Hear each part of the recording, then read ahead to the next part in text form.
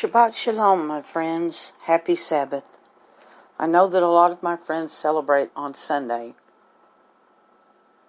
but our Lord Yeshua Jesus, He celebrated the Sabbath according to the commands of the Almighty, and that was on Saturday.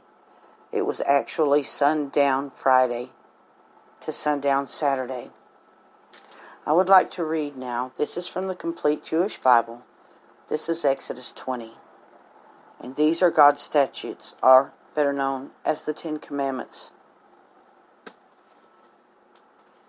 Then God said all these words, I am Adonai, your God, who brought you out of the land of Egypt, out of the abode of slavery. You are to have no other gods before me. You are not to make for yourselves a carved image of any kind, of representation of anything in heaven above, on the earth beneath, or in the water below. You are not to bow down to them or serve them, for I, Adonai, your God, am a jealous God, punishing the children for the sins of the parents to the third and the fourth generation of those that hate me, but displaying grace to the thousands of generations of those who love me and obey my mitzvahs. You are not to use lightly the name of Adonai your God, because Adonai will not leave unpunished someone who uses his name lightly. Remember the day Shabbat, to set it apart for God. You have 6 days to labor and to do all of your work. But the seventh day is a Shabbat for Adonai your God. On it you are not to do any kind of work. Not you, your son, or your daughter, not your male or female slaves, not your livestock, not the foreigner staying with you inside the gates of your property. For in 6 days Adonai Elohim made heaven and earth, the sea, and everything in them. But on the seventh day he rested. This is why Adonai blessed the Sabbath day and separated it for himself. Honor your father and your mother, so that you may live long in the land which Adonai Elohim, your God, is giving you. Do not murder. Do not commit adultery. Do not steal. Do not give false evidence against your neighbor. Do not covet your neighbor's house. Do not covet your neighbor's wife, his male or female slave, his ox, his donkey, or anything that belongs to your neighbor. All the people experienced the thunder, the lightning, the sound of the shofar, and the mountain smoking. When the people saw it, they trembled.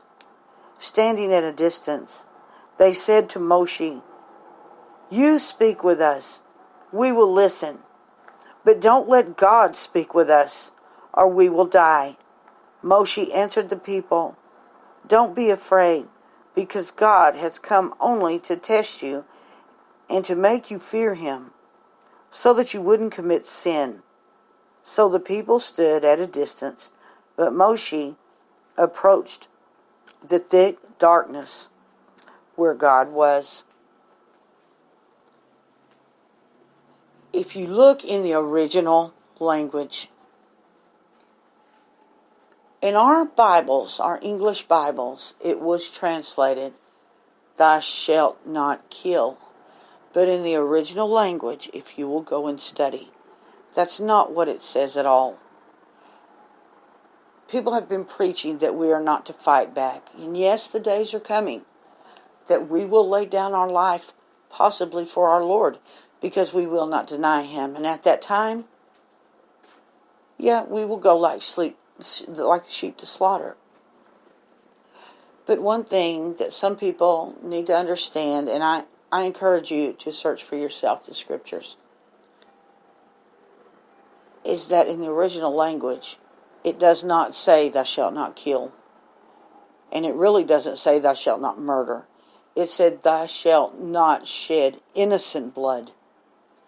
If someone breaks into your home and they are threatening your innocent children and your wife or your husband, you have a perfect right before the Almighty Yehovah Elohim to protect them. Because God also says that He hates a coward, and cowards will not enter the kingdom. God will never go against His word. He will not break His own commands. And if it were truly, you cannot kill, or you shall not kill,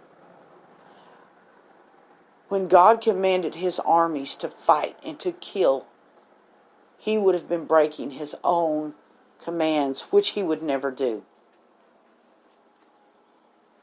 David went out as a warrior.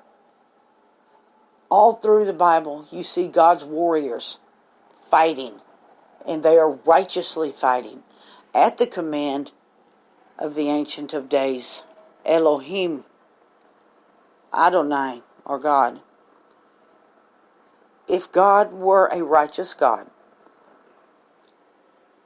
and He had told us that under no circumstances are we to kill, He would not be righteous, because He would be breaking His own commands, which we know is impossible because God is holy, God is just, God is righteous, God is worthy of all of our praise. I'm not an expert. I am studying Hebrew, and I'm trying to learn as much as I can. And it is truly eye-opening. And the language, God bless any of you that have mastered it. Every letter has a word. Every word has a picture. It truly is a living language, and it amazes me. It truly amazes me. And we know that Yeshua Jesus was the Word that became flesh, or the Torah. And there are a lot of people out there. Now, I do believe that we are to keep God's laws, but not the written laws that the Pharisees put upon the people to keep them in bondage, to keep them in check. We keep God's laws, what the Lord has told us. But we do not keep man-made laws and the ridiculous things like how many times you must wash your hands before you can eat. And, God never gave them that right. And when Yeshua was speaking with the Pharisees, He was telling them they are the children of their father, the devil. They were adding to God's holy word. They were putting burdens upon the people that they had no right to do.